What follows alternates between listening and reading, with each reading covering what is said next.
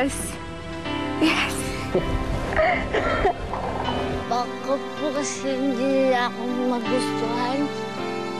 Ang tagal ko na po sila huling nakita. Hi, Ate Yvette. Ella? Sandali lang po. Tatawagin ko ang mami. Dayan. Luisa, wala akong mapag-iiwanan ng anak mo. Kaya kung ano man ang nangyari dati, siguro naman dapat kalimutan mo na yun. Kalimutan niyo na yun. Hindi naman ganito ang sitwasyon ng araw.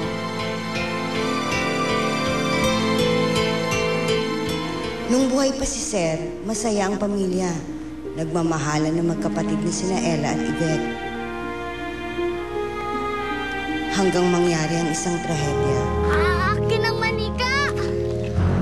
Ella! Ella, may sasakyan! Sir! Daddy! Ayoko! Ayoko! Be a good girl. Ayaw! Oo. Sige. Mami! Ella! Kapatid ako ni Ate Yvette. Ella, stop it! Give me the mic! Sandali, hindi pa ako tapos. Oh my God, she's retarded!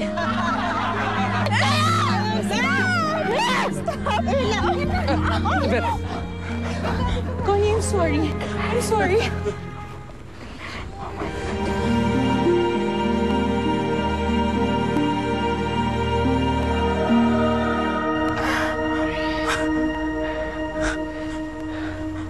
Unbelievable, Tyrone.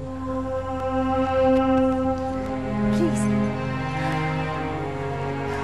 Dayan, pwede mo bang punahan sila, mami? Sige, sige.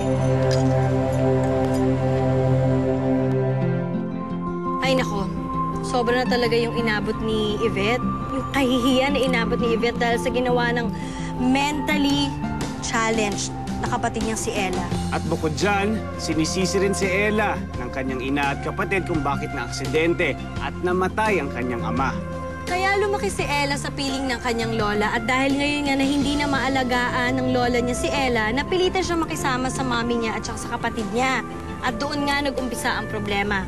Ngayon, ang tanong dyan, magkakasundo pa kaya itong si Yvette at saka si Ella ngayong medyo talaga lumalaki na yung distansya ng nila sa isa't isa? Well, ituloy na natin ang ikalawang bahagi ng kwento. Pasensya na kayo sa nangyari kanina, ha? Eh, sino ba kasi yung nagwala? Totoo bang kapatid yun na mapapangasawa ng anak? Yun ang sabi niya. Huh? Pero di ba baliw yun? Eh, retarded nga daw, di ba? Ano ka ba? Napaka-politically correct mo naman. I think she has autism. Pare-pareho lang yun, baliw pa rin.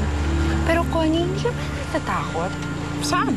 Sa magiging apo mo, eh di ba kasi hereditary yung ano, kasiraan ng ulo, eh di kaya, alam mo yun, maging baliw na rin yung magiging apo mo. Ba? I think we'll go ahead. I'll walk you out.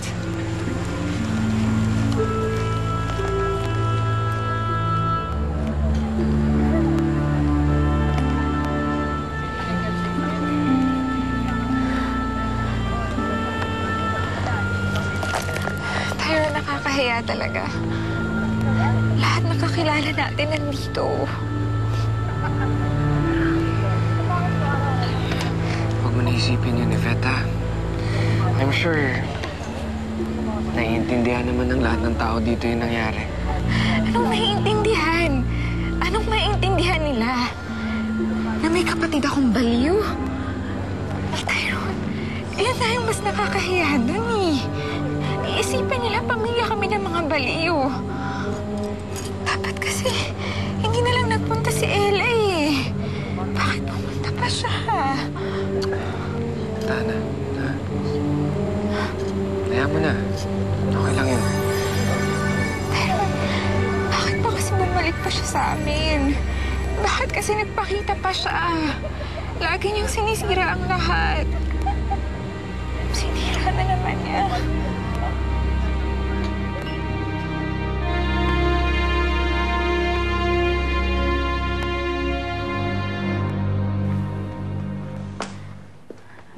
Ma, pansinin niyo naman po ko.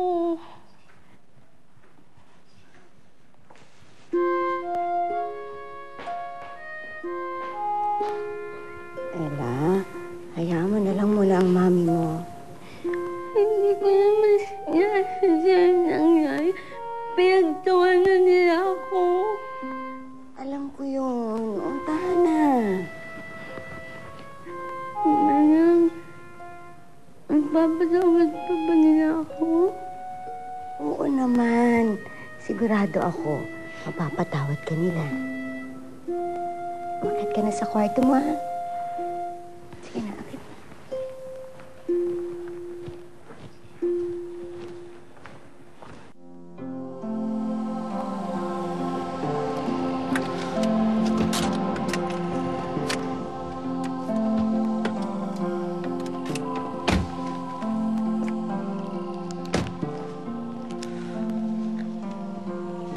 Sobrang nakakahiya sa mami mo, Tyrone.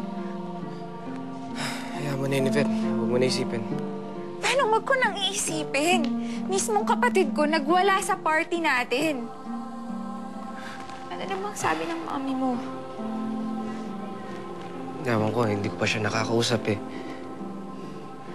Di ba pag nakausap mo siya, pakisabi pasensya na. Sige. Ate Yvette, kanina pa kayo sa inaantay. Ate, I'm sorry. Hindi ko kailangan ng sorry mo! Ayos ka na ba? Yvette, ano ba?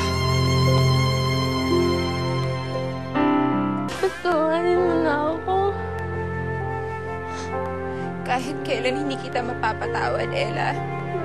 Kahit kailan ikaw ang sumisira sa buhay ko. Hindi totoo yan. Totoo yun. Bakit ba kasi bumalik ka pa? Sisirain mo na naman ang lahat kagaya ng dati. Hindi, ate, patawarin mo na ako. Ate, patawarin mo na ako. Get up! Get up! Huwag mo akong lapitan! Yvette, tama na! Yvette, ano ba? Ano ba nangyari sa'yo? Bakit ka nagagalit sa akin? Wala naman akong kasalanan ah. Yung baliw kong kapatid, sa kanya ka magalit! Yvette, makinig ka sa akin. Yun na nga eh. Alam mo may kapansanan yung kapatid mo. Dapat mo na lang siya intindihin. Huwag mo na lang patulan. Bahala ka. Yvette.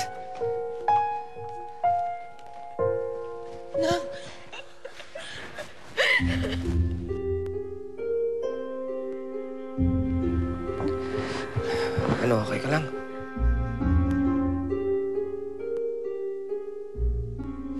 Huwag mo na lang isipin yung kapatid mo. Makawala din yung galit nun. Sigurado ka okay ka lang, ha? Mauna na ako.